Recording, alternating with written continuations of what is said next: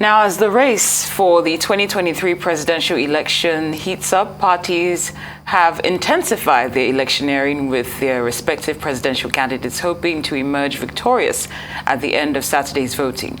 Spokesperson to the new Nigeria People's Party, Ladipo Johnson, joins us now to review the party's campaigns across the country and how the NNPP presidential candidate, Dr. Rabiu Musa Kwankwaso, is expected to fare in Saturday's election. Good to have you on Newsday. Thank you for making the time to be here. Thanks for having me. Good afternoon. Good afternoon. Good afternoon. So let's just do a bit of reflection. What are you most proud of in terms of your achievements, looking at your campaign in retrospect? Well, I think the major thing would be that the new Nigeria People's Party, though a 20-something-year-old party, it's just been 10 months, basically, that Rabiu Kwankwaso moved from the PDP, along with quite a few of us, and also members of the TNM, and some people from other political parties. Basically, it's been 10 months, I think, since we populated the party. And I think it is fair to say that a few months back, even 2 months back, a lot of people would have said, oh no, it's just a 2-horse race. Then it became a 3-horse race. In the South, they spoke about the Labour Party. In the North, they spoke about the NNPP and not the Labour Party. But now I think anyone who wants to be fair and honest will say, even Al Jazeera said it, forgive me for mentioning the name of the station. They said it's all open. They don't know which way it's going. So yes, and from there you see that a lot of members of the so-called 2 major parties, they've been calling. They're not certain, you understand? So it's good. And it shows that not just that we've worked, we always feel we could have worked better.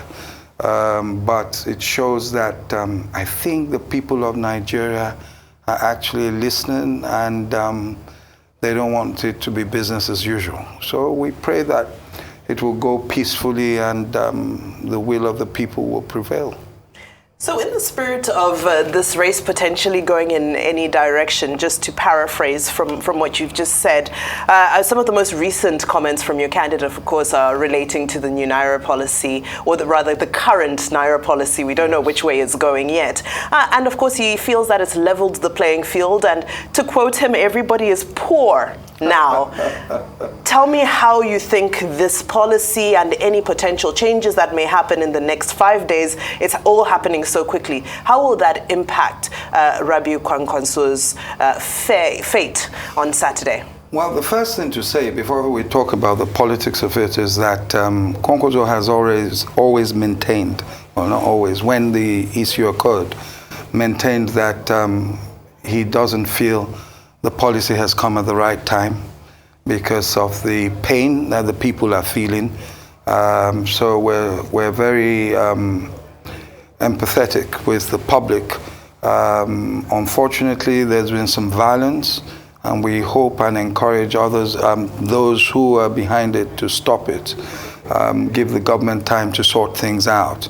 On the other hand, I think his statement was made yesterday or so, and I think it was jokingly, but he said it, that if you look at what is happening between the presidency and some of their governors, the president and some of his governors, you'll see that there's this pull and push about the use of the old 1,500 Naira notes. And it's an open secret that some people have stashed billions and billions of this, of the denominations away. I won't say in their homes, we don't know where they are.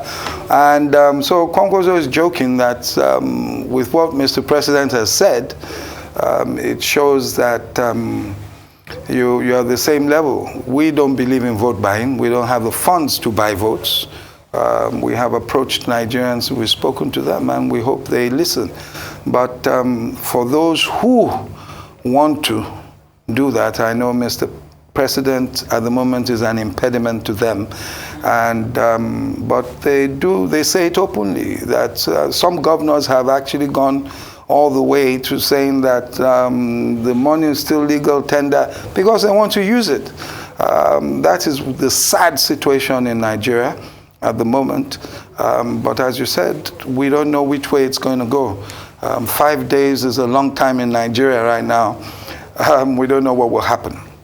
But basically, as far as we're concerned, the people are suffering. As quickly as possible, we hope that even if it's the 200 Naira notes, they should be available at ATMs and what have you. And the pressure should be eased. That's it. Great. Now, on the gubernatorial level, we understand that a faction of the PDP has actually dumped the party for yours. Just wondering, you're smiling. Is that, okay, that's in Kano, right? Yes. Well, what actually happened in Kano? Okay, let me take your question so I put it together. Go ahead, I feel like I'm going to enjoy this. What actually happened was that there was a faction of the PDP, and it had its structures all the way down.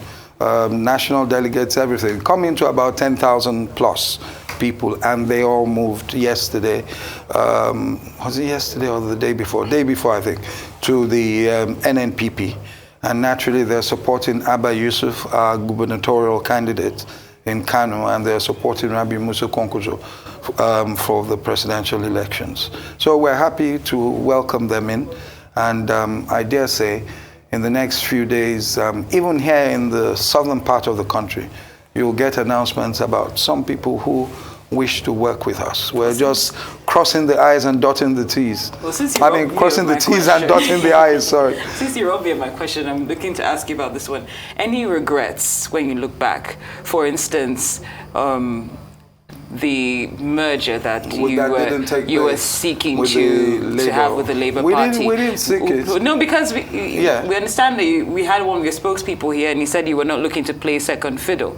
So I'm just wondering, in hindsight, would you have done things differently? No, in hindsight, I would, because I was part of the meeting. We had 3 people on both sides. Mm-hmm. We had Victor Ume, the Labour National Chairman Abure, and of course Doyin Okupe at that time, when he was still DG. And on our side we had Senator Bafa, Buba Galadima, and myself. And we sat together, and they approached us, and we said, okay, it's fine. We seem to be similar regarding our manifestos and what have you. We're both saying that we've had enough of the APC and the PDP. So we sat down, and they said that, well, they want Kwankwaso to run with Peter Obi. And we said, fantastic, you've said that, that's fine. What the criteria? Why is one the president, one the VP? Let's know. And one of them said that, no. When it comes to that, he knows Rabiu is senior. But that the sentiments is for an Eastern president. And then I think I mentioned that, well, we don't do sentiments here. It has to be capacity, competence, and the person that has a political will to face what we have in Nigeria, the interests, basic interests that will not let power work, that will not let customs work, etc., etc. You need a president who has the oomph to face them. I'm not saying who's not democratic, but who has that to face them in Nigeria. And so we went through that.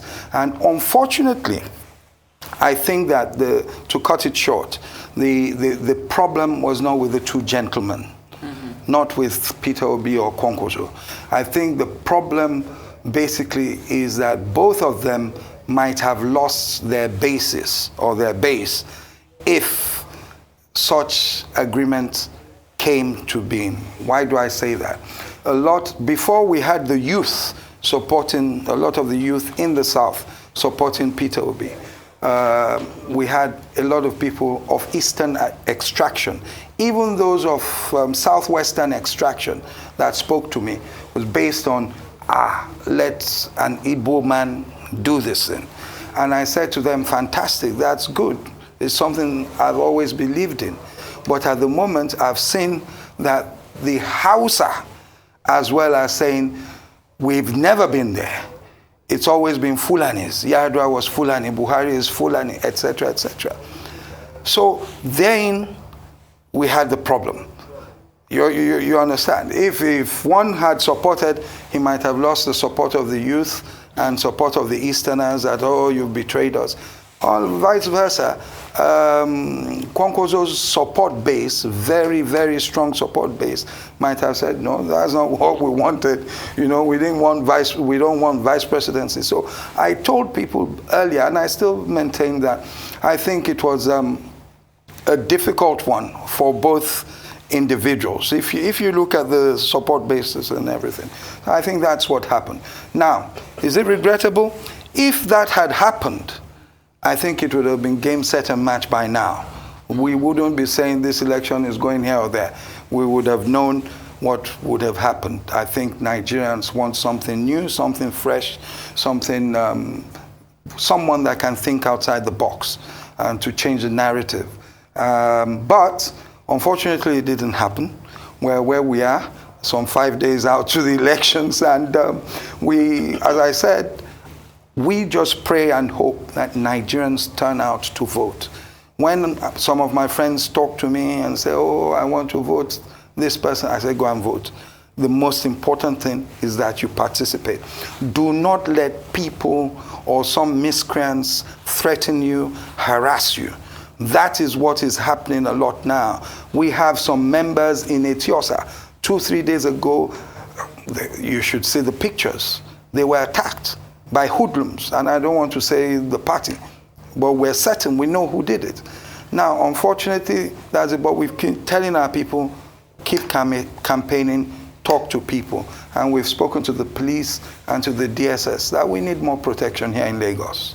Now, Mr. Johnson, we literally have 1 minute left, but before we go, your candidate has not topped any of the polls so far, you know, that have plotted or rather analyzed whoever they feel will be the next president.